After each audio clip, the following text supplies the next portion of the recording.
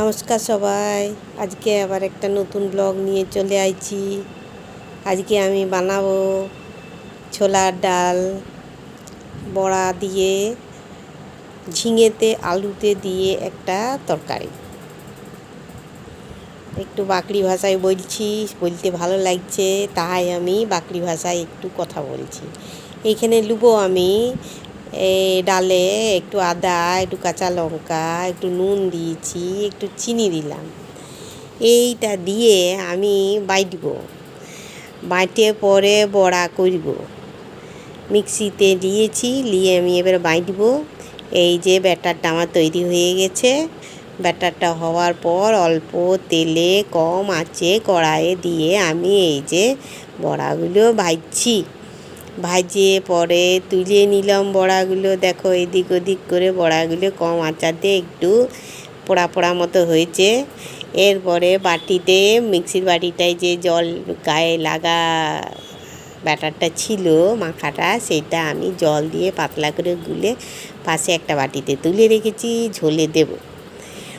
এরপর আমি এখানে দিলাম পাঁচফোড়ন, তেলে পাঁচফোড়ন দিয়ে একটু আলু দিয়েছি, আলুগুলো একটু কষিয়ে নিয়ে পরে তারপরে দেখো একটু নুন দেবো, নুন দিয়ে একটু ভালো করে কষিয়ে পরে তারপরে ব্যবস্থা। এই যে নুন দিলাম, নুন দেওয়া হয়ে গেল। একটু হলুদ দেবো, একটু জিরা দেবো, একটু ধনে দেবো। এই দিয়ে কম মশলায় তরকারি করতে আমি খুব ভালোবাসি। এই তরকারিটা হচ্ছে আমার শাশুড়ি ঠাকুরনের স্পেশাল তরকারি, তার বড় ছেলের জন্য, যিনি আমার ভাসুর ঠাকুর। তিনি বাড়িতে এলেই উনি এই তরকারিটি করতেন। আমার কাজ ছিল সবজি কাটি দিয়া আর সঙ্গে ওই একটু বাটাবুটি করে দিয়া, বাকি দাঁড়িয়ে দেখতাম।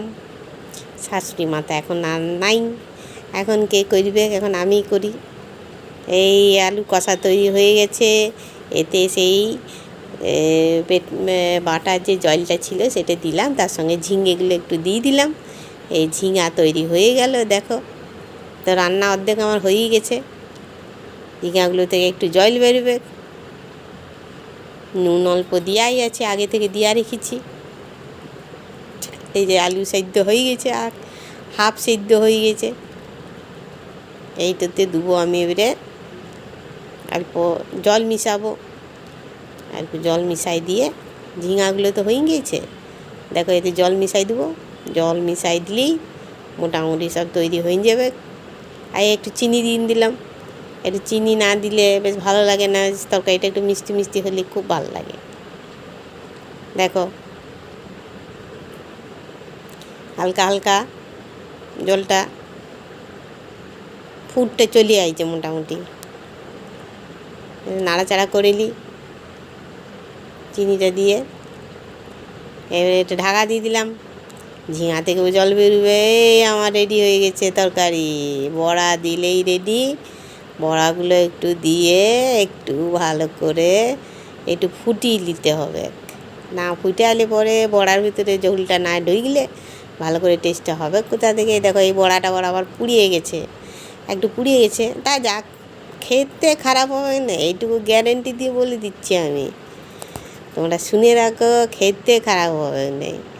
সামনে যদি থাকতে করে খাওয়াইন দিতাম, কিন্তু নাই কাছে। এটা আমি খাই আর আমার বরকে খোয়াই লয়। এই যে হয়ে গেছে। ঝোলটা একটু লাগিয়ে দিই, এখানে উপরে দিয়ে দিই যাতে একটু ঝোলটা ঢুকে যায়। এরপরে আমি ঢাকা দিয়ে দেবো গ্যাসটা বন্ধ করে। চলো দেখো আমার রান্না রেডি। কেমন হলো বলো, ভাষাটা শুনতে ভালো লাগলো কি না তাও বলবে, একটু জানিও। Thank you for watching. Bye bye, tata, good night, good bye, see you.